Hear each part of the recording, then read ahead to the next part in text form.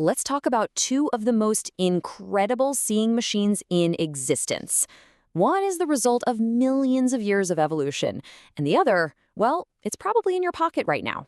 We're putting the human eye head-to-head with the digital camera. So, what do your eyes and your phone's camera really have in common? You might think you have a good idea, but the answer is way cooler and honestly a little weirder than you might expect. So let's get into it. Okay, first things first. We're going to take a guided tour of the original seeing machine, the human eye. We're literally going to follow the path a ray of light takes from the world around you all the way to your brain. So, this whole journey of light is basically a 5-step process. It zips through the pupil, gets focused by the lens, and then bam, it forms an image on the retina. From there, it becomes a signal that travels up the optic nerve, and finally, it's all interpreted by the brain. Sounds simple enough, right? But oh, the details are where all the magic happens. Just think of your pupil as this incredibly smart automatic doorway. The colored part of your eye, the iris, that's the muscle that's in charge of the door. So when you're in a dark room, it opens up really wide to let in every last bit of light. But when you step out into the bright sun, it shrinks down to a tiny little pinhole to protect everything inside.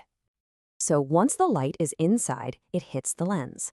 And the lens has one super important job, to bend or refract all that incoming light so it all comes together in perfect focus. And this isn't some rigid piece of glass either.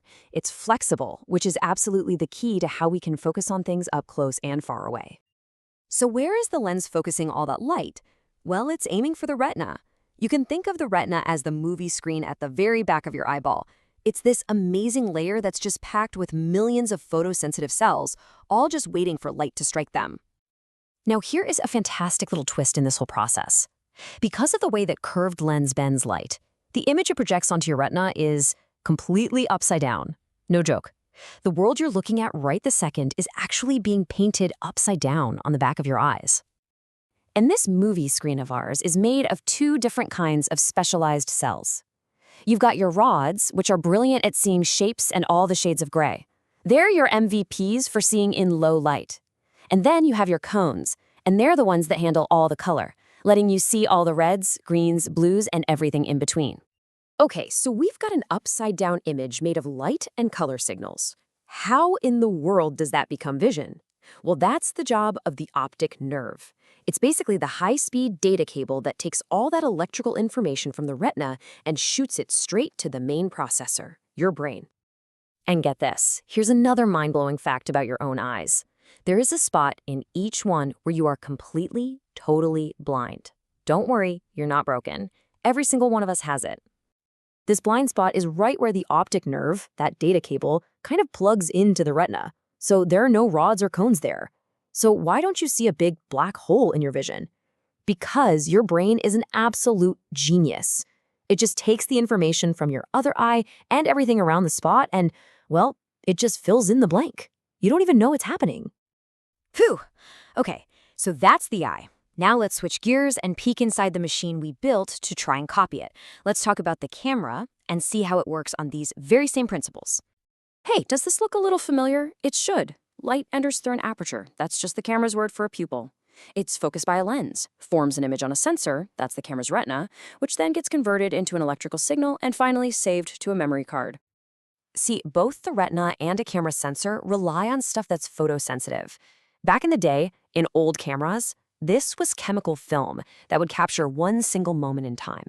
Nowadays, it's a crazy powerful digital sensor that's packed with millions of tiny light catchers that turn photons into what we call pixels.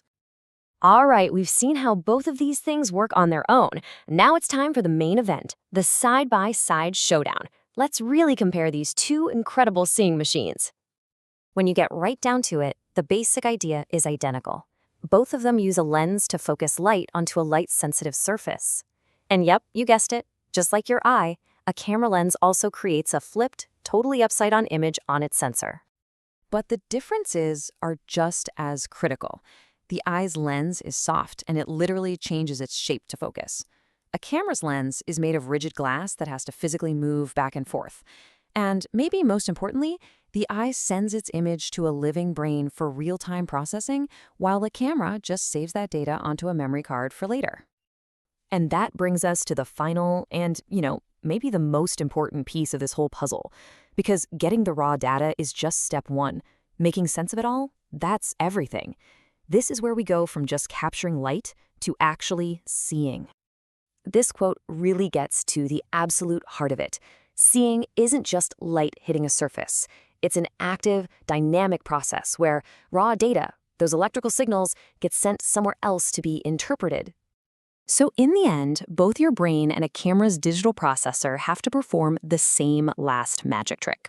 They take that raw, upside-down information, they flip it right side up, and they turn it into something we can understand.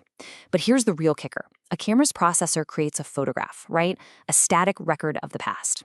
Your brain does something so much more. It uses that data to build a prediction of the world, a seamless live model that helps you walk around in reality.